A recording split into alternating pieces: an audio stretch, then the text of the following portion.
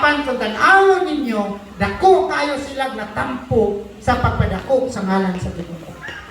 Wala nga, dili na pwede nga kamera, dili pwede nga pipilara, nindot kayo nga matagusan nato, magunahuna ta, nga doon na tayo kaugalingong Bible study. Kaya akong gidamgo, na kay imong kaugalingon. Kaya kung naakay kaugalingon nimo Bible study, tanan na to, bisag naay usa na kabuok. Lahi ang imong kinabuhi. Lahi, ano man? Mag-prepare ang imong inampuan, lahi. Ang imong paghatag og time, lahi. Ang imong paulog mo, lahi po. Ang imong pagtabang mo, lahi po. Ang imong utong, malahi po. Kita, kumami dili man na kanunay. Ang indot kayo, nga manginlabot kita. So, saan nato masabtan? Nga ang iglesia, dili nato makita ang iyang pagtubo sa buhaton na nato, ang naanda nato nga mga buluhaton. Yes, I prayer meeting. Nag-post po, no? Ako ra pong i-post. Kung okay, pwede naghanang sakay. Ha? Puno, prayer meeting, pwede gamaya na tayo. Nindot na kayo mamabot ang panahon na sa prayer meeting, naapo ka. Apil na sa imong schedule. Na, pero dili na mahimo, no? Dili na madali. Dapat influensyahan pa nato, natong kaugalingon, maghimo pa atong commitment. Forma na. Ang pagtubo, dili may tabo kon ang atong maandan nga buhaton, more atong buhaton. Number 2, the growth is God's desire for sayo, no? To be experienced by the church. Kabubuton yun sa Ginoo. Tinguha yun sa Ginoo. Kalipay yun sa Ginoo. Na kita mutubo. Mudo na kalipay sa Ginoo. Mudo na nagsaksing-kasing sa Ginoo. Mudo na inaasa plano sa Ginoo as a church. Muna sa yung panahon nito sa kanang itawag na ito pusols, no? Nindot kayo ito, talaksa na kayo ng tabono. For one day, 3,000 souls na dugang dito sa church. Sa Acts chapter 2. Ay tabo paghato na ito karon. Ako bahala, dili mo ako tinanak kadaghan. Apa na yun? No, naagyo makita na ito. Kay mo man makadasig. So, ang pagtubo mo na naagyon sa kasing-kasing sa Ginoo. Sunod gusto na akong atong masabtan that unified action by the church. Ang church is mga tao. Nga nidawat ang Jesus Christ na personal Savior o nga dili lang taman sa pagdawat nga magtinguha siya, nga magtubo siya. We have all the capacity to grow.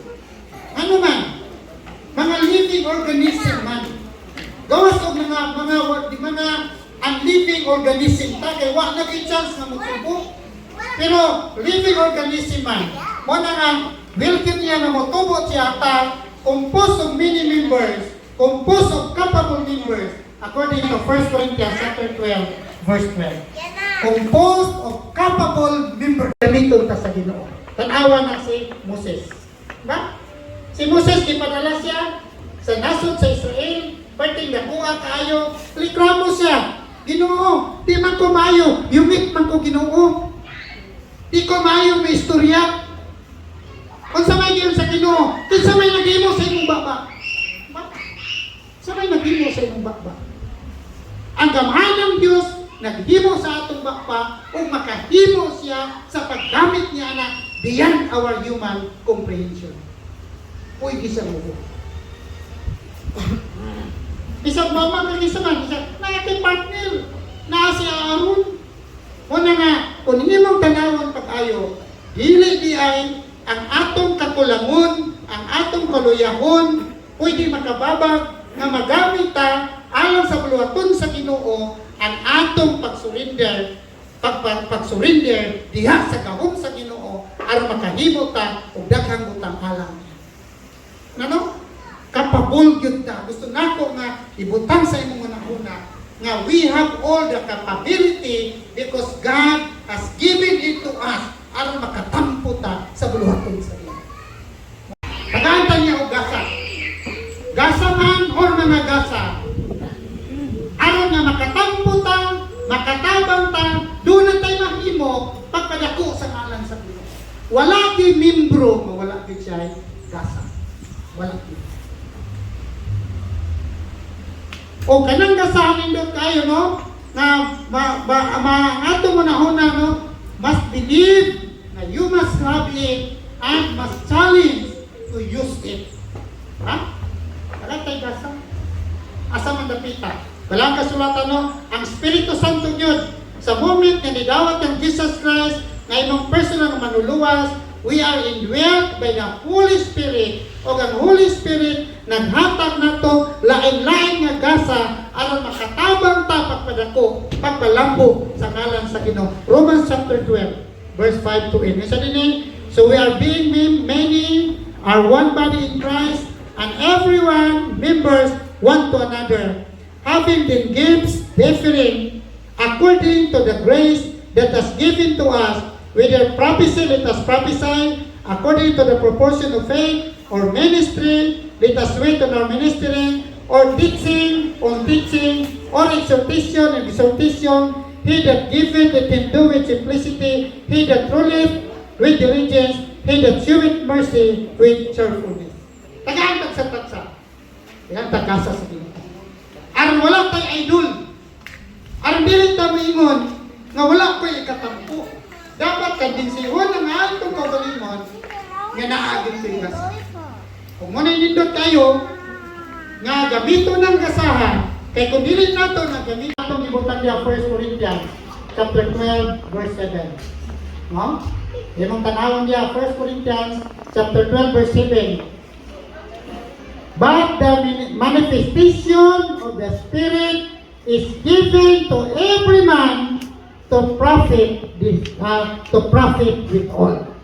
Tagaan ta sa Ginoo, aron niya makatampo ta, makatabang ta, doon na tayo mahimo. Much more the Holy Spirit is residing in our hearts. So wala gyud ta rason nga moingon ta nga dili ko makatabang para sa growth sa church. Ang Holy Spirit nagpuyo sa atong kasing-kasing aron mag-encourage nato nga magapamuhat ta alam sa Ginoo. Dapat lang receptive ta sa pagpamuhat sa Espiritu Santo aron ang atong kinabuhi magkabaton sa dugang kalipay nga magpagamit alam sa Ginoo.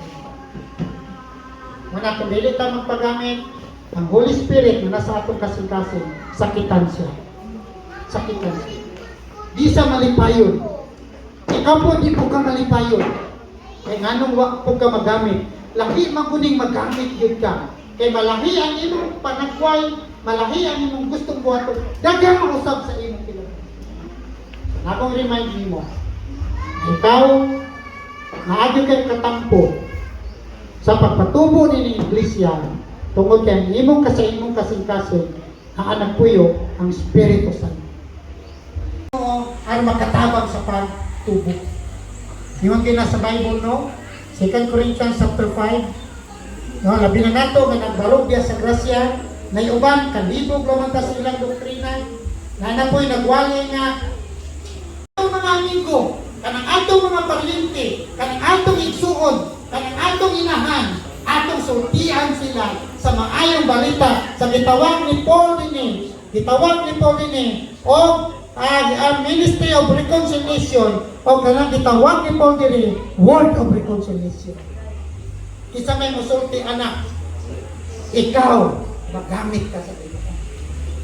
Hindot tayo paminaw ng ngayon dahil salamat kayo ko kay kining akong isuon, akong gisiran sa pulong sa Ginoo, ni dawat, o niya, mo-decide sila na musimba kauban ako. Praise the Lord. Ba? Hindot kayo paminaw. Dagan man tayo mga kaliwat kawapan niya sa Ginoo. Ikaw ay number 1 mo rin sa out nila aron makatampo ta pagpadako sa ngalan sa Ginoo. Dili na kinahanglan niya pariyo na mo ginanayan niya. Aron mo kumita nga magapagamit alang sa himaya sa Ginoo. Wala na kanina. Dako kita ni katampo sa pagtubo. Dapat kabinsihon na to ang atong kaugalingon na this church Ining atong simbahan, kita as a local church members, naabot tayo katampo pagpadako sa ngalan sa Ginoo. So naguna man ako bersikulo. Another indication, kaya po'y nagpamuhat, dili ko malipay ang Ginoo nga pipilara ang maggamit, apan malipay ang Ginoo nga ikaw gamit at itaglo na nga magamit aron pagpatubo ni ining iglesia diin ka nakapatutunan. Always abounding in the work. Last Sunday, muna itong diskutan ko pila na inyo. Usahay, di tama yun nga di ko maka-appeal, kay busy kayo ko, dili yun na siya.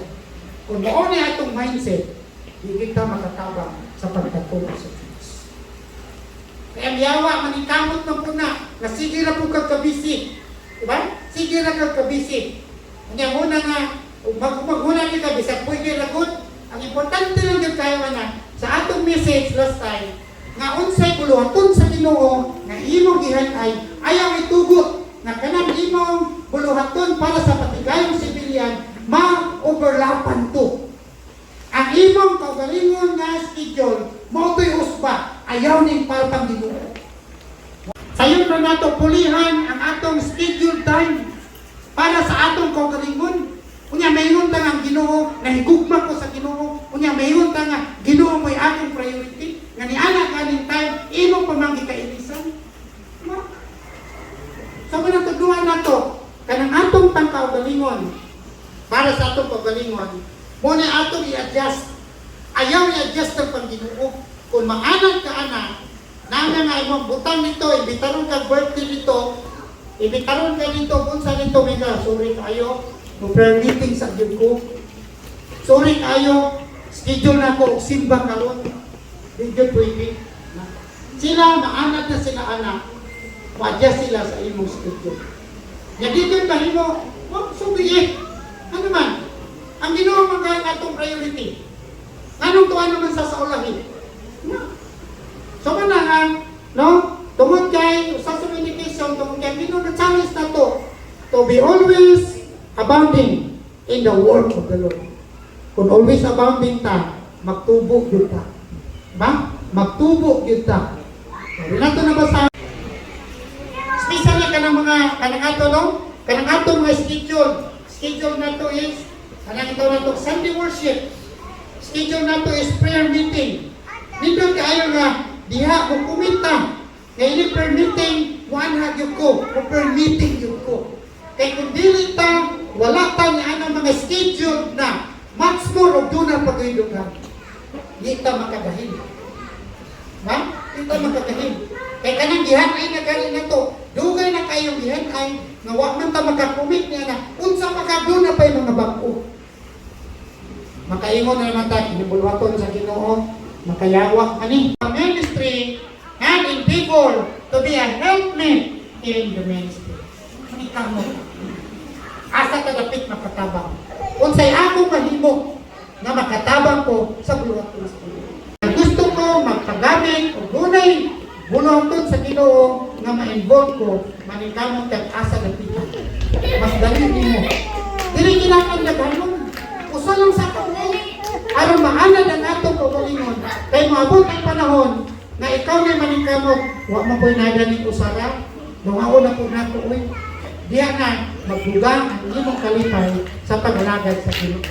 Sa may buhaton sa mga membro, be flexible member of the church.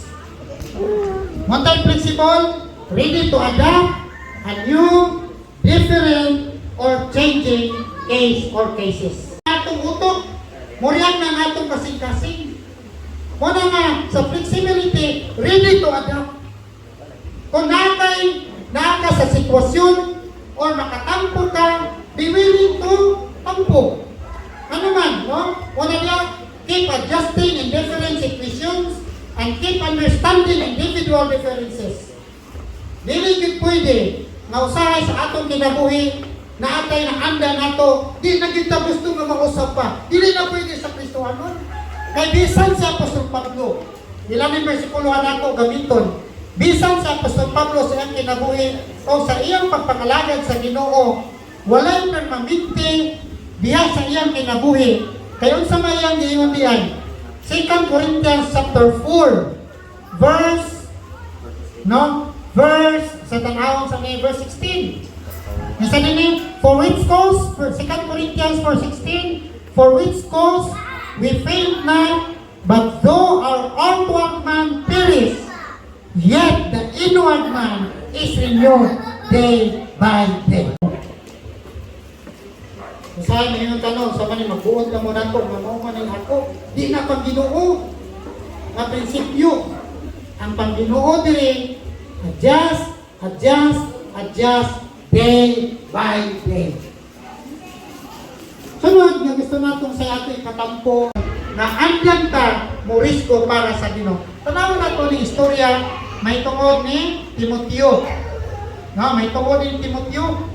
Nindot tayo kinabuhi ni Timoteo sa Pilipos.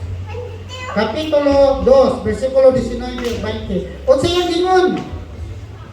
But I trust in the Lord Jesus to send Timoteo shortly unto you, that I also may be of good comfort, which I know your state. For I have no man like-minded who will naturally care for your state. For all seek their own, not the things which are Jesus Christ. Ang tananan ng kamot sa iyong kaugalingon. Ang tanang nag-focus sa iyong kaugalingong comfort. Pero lahi kayo si Timoteo. Ang iyang giuna-una, kanunay, ang iya pang-Ginoo. Ang pang-Ginoo mo dito. Kung nakita, no? Occupy kayo ta sa atong itawag ni Paul patigayon ni Sibilyan. Kung magpagapos ganit taninin, dili di ka makatampo sa pagkatubok ng Iglesia. Di ka makatampo. Ha? So muna, be willing to rest. Ang hindi buluhaton sa Ginoo. Muna na yung mga panahon ng atong finances tungkol sa buluhaton sa Ginoo, medyo madisco turbo. Pero kung atong tanawon, ang atong kaon, pero hindi mo na pamahaw, paniuto, panihapon. Sa Psalms chapter 119, no? Versikulo, sabi na Psalms 37, versikulo 24, 25, yung sabi I have been young, and now I'm old, yet I have not seen the righteous forsaken, nor his seed begging bread. Hindi kayo paminaw, no? Sa una batanon pa ko, karon tigulang ako, gasungkod na yun siguro siya. Pero isa nga, wala ko nakakita mga matarong na gisalikway o mga matarong ng ayog limos, aron dunay makaon. Kanunay yung isuplayan sa Ginoo ang atong panginahanglanon. Tungod kay dili ko siya gusto na iyang mga anak walay mahimo o iyang mga anak makahatag kaulaw sa ngalan sa Ginoo. Hindi na sa mutubo. Gani si Elijah, sa nisibat siya, dito kay pangita siya, gihanting siya ni Jezebel, laya siya sa kaadlaw niyang hat dito sa sakaway dito, higutom kayo dito, way di kaon. Kung sa may gibo sa Ginoo, ipadalhan sa Ginoo dito, pagkaon pinagi sa uwak. Imposible man ang uwak, pero naman na sa, imposible lang uwak na makatabang. Ako biya kayo ng, na foul. Pero, kisa may nakailan ni Elijah, may managiyan ng friend. Di man na silang friend. Pero, ihatan nyo dito pagkakon. Tagaan po dito, tubig. Kung nasa Ginoo, no, impossible. Nakabito na to ang atong kagalingon. Kung sa'yo nakaungonta na uban, ang ministry na po, gagasto-gasto lang ni. Di man po na atong kwarta. Ang atong di mo na, nakamobrita mo himong kwarta. Wala tayo nahimog na itong kwarta. Puro sana gipayal sa Ginoo. Ang panindot kayo, kanang ipangpiyal sa Ginoo, gigamit na to, alang sa maya sa Ginoo, ganoon ay magpamultiply na. Diba? O panangyo dito si Elijah, napakanon. Reklamo yung taong Yuda nga, saan man ni Elijah? Siguro, sir, kaila ba ka po siya ito? Sir, na ako sir, pakita din siguro ba? Na ako sulanan sa bugas sir, o, usa na lang din katako sir. Iko na gininakog sa akong apo. No, dito. Nya, saan man yun, ako ni pagkaon yun, tanong-tanaw si Elijah, wala kusong man yun ni mukaon. Tingnaw nga niya, maayo, himsok, tingali kayo, na basyo gini karon. Siguro sa giukaran niya, hukaran na dito, Elijah kay gigutom kayo. Na sinabog ka itong gibutan nito, higop-higop sa dito. Pati nagkuha kay labog, pag-ana pa, kinamot siguro kung kutsara sa una. Kinamot ito, umul-umulon ba? Pare nang tinigulan ba? Umul-umulon, kaon-kaon nito. Lahat na lang ang umul. Patay sa una, hindi akong abuhan niya. Pasko na sa anin. Sinukinan sa Elijah, ayaw kaguol. Kining imong sudlanan, hangtod ka mamatay. Dili ni Kubsan. kabsan. Dili mawadan. Diba di makabsan. Ha? Ngayon siguro ta Elijah man to. Murang ginuwa kaniya ito karoon nga itong nilagaran. Ang problema lang niya, wa man kita makasinati sa pagkamadagayaon sa Ginoo. Muna tunay mga butang nga muna taba o mag-alanganin ta kay personally, wa man kaayo ta maka-experience. Pero katupang babayeng balo, kaya minsan, anak yun, thumbs up ito na yun. Pero kaka-thumbs up, napay bapa siguro nga, piting may pagod bilis. Apil gidiha ang God living. Apil gidiha ang atong daily walk with God. Minsan, all these things, sa iyo ato. Muna nakanindot tayo. Muna nindot tayo sa atong mga kinabuhi. Nga samtang mayroon ta na Kristohanon ta, maayo mahagi ta na mubiyak ta diya sa pagpapasalamat. Kaya sa John chapter 1 John chapter 1 chapter 3 1 John chapter 3 verse 9 gusto na ito rin basahon. 1 John chapter 3 verse 9 whosoever is born of God doth not commit sin, for his seed remaineth in him, and he cannot sin because he is born of God. So one translation ani nga katong mga tao nga mga anak sa Ginoo dili gid sa magpadayon diha sa pagpakasala. Nga naman kay maulong siya nga mayon sa Kristohanon pero naagihapon sa pagpakasala. Tuwin siya pa sa pulong sa Ginoo. Kaya nga naman to change our perspective in life and to influence our whole being. Hindi pwede. Wala tayo laing basihanan sa atong paghagit sa atong ugalingon aron makatampo ta sa buluhaton sa Ginoo. Pinahagi ra gyud sa pulong sa Ginoo. Una nga, be immersed in God's word. Nindot tayo ang pulong sa Ginoo maghahatag nato kanunay encouragement aron mulahi ang atong panglantaw o mulahi ang atong impluwensya sa atong Ginoo. Sa Bible, let the word of Christ dwell in you richly.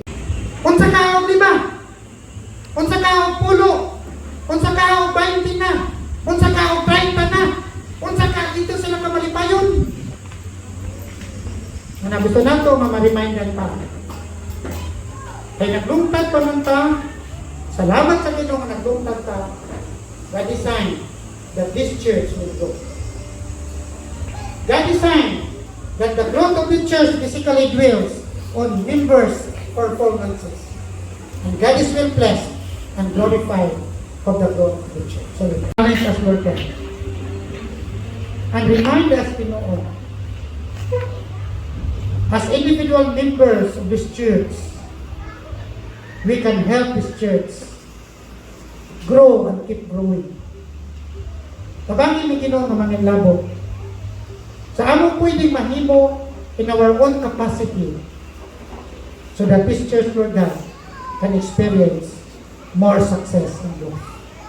Thank you, Ginoo, sa matapusan ni Akaron.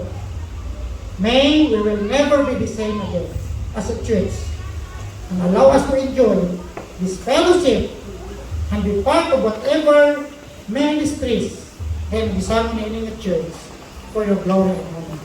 In Jesus'